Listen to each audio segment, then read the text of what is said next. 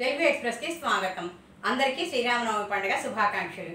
ఈరోజు శ్రీరామనవమి సందర్భంగా మీ అందరికీ నేను రాసిన ఒక కవితను చెప్దామనుకుంటున్నాను. ఈ కవిత నేను అయోధ్య రామమందిర నిర్మాణం రోజు పంపించానన్నమాట. ఆ కార్యక్రమం రోజు ఈ బుక్ రిలీజ్ చేశారు. ఆ రోజు కవి సమ్మేళన కార్యక్రమం కూడా జరిగింది. ఆ కవి సమ్మేళన కార్యక్రమం అయిపోయిన తర్వాత మాకు నిదానంగా ఈ బుక్స్ పోస్ట్ చేశారనమాట వాళ్ళు.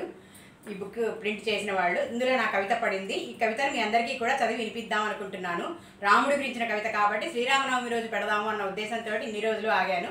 ఈ కవిత మీరందరూ కూడా వినండి. మీకు ఈ కవిత కనుక నచ్చితే లైక్ చేయండి.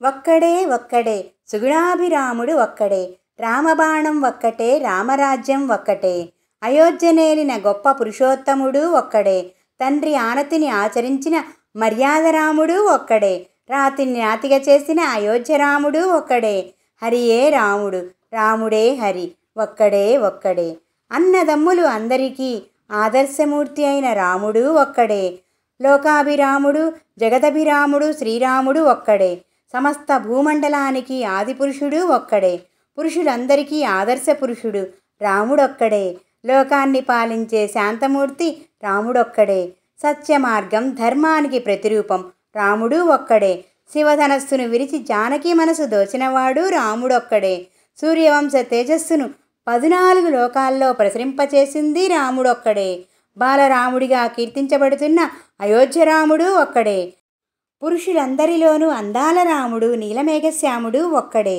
రావణుడిని మట్టి కలిపిన ధీరాదిధీరుడు రాముడొక్కడే, ఒకే బాణం ఒకే భార్య అని జనుల మదిలో నిలిచినది రాముడొక్కడే, అన్ని నామాల్లోకి తీయని నామం రామనామం ఒక్కటే, ఒక్కటే ఒక్కటే ఒక్కటే.